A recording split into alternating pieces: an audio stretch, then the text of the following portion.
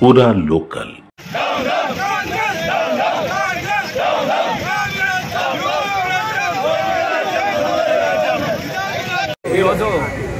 Nustulapur society పరిధిలో రైతులు కన్నెర చేస్తే ఎట్లా ఉంటుందో ఇలా నుస్లాపూర్లో మనకు కనబడ్డది.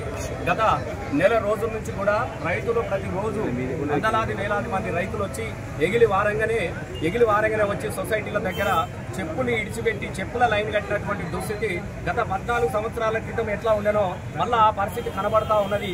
ఏ రైతును కదిలించినా కూడా ఇలా కన్నీళ్లే కనబడతా ఉన్నాయి. అన్నం పెట్టే రైతు ముఖాలలో ఏ ముఖంలో కూడా ఒక విషాదమైనటువంటి ఛాయలు ఇవాళ మనకు కనబడతా ఉన్నాయి. మేము ఇవాళ ఈ రాష్ట్ర ప్రభుత్వాన్ని ఒకటే అడుగుతా ఉన్నాం. గత 10 సంవత్సరాల కాలంలో కేసీఆర్ గారు ముఖ్యమంత్రిగా ఉన్నటువంటి కాలంలో రైతులు భరోసాగా బతికిరు, రైతులు ధైర్యంతో ఉన్నారు.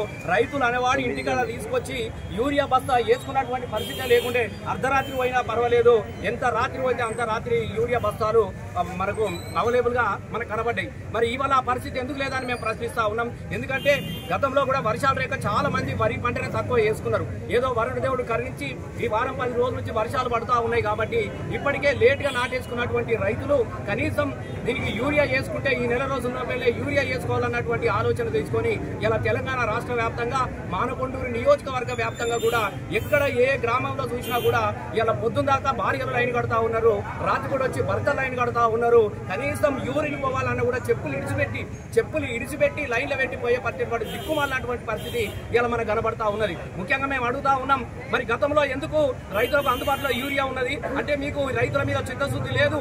ఎప్పుడు కూడా ఎదుటి పార్టీ వాళ్ళని ఏ విధంగా కొనుక్కోవాలి, కేసీఆర్ ని ఏ విధంగా బదనాం చేయాలి, కేసీఆర్ ను ఏ విధంగా ప్రజలను అప్రతిష్ట పాలు చేయాలన్నటువంటి ఆలోచనే తప్ప ఇలా వానకాలం వస్తా ఉన్నది, రైతులు వరి నాటి పెట్టుకుంటారు కాబట్టి వీళ్ళకు ముందుగానే యూరియా తీసుకొచ్చి పెట్టాలన్నటువంటి సోయి లేని దుస్థితిలో ఉంది ఈ రాష్ట్ర ప్రభుత్వం. ముఖ్యంగా ఇక్కడ పరిస్థితులు ఉంటే ఆ రాష్ట్ర ప్రభుత్వ పరిస్థితులు అక్కడ ఉంటే ఇలా ఇక్కడ ఉన్నటువంటి మానకొండ నియోజకవర్గ పరిస్థితులు కూడా మీకు కనబడతా ఉన్నాయి.